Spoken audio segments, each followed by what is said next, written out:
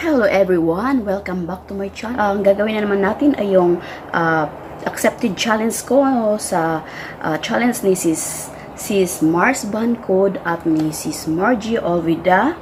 So, gagawin na natin yan. So, hindi pa ako buntis ngayon. At saka mamaya, ipapakita ko na nabuntis na ako. Yan. 9 months inside na.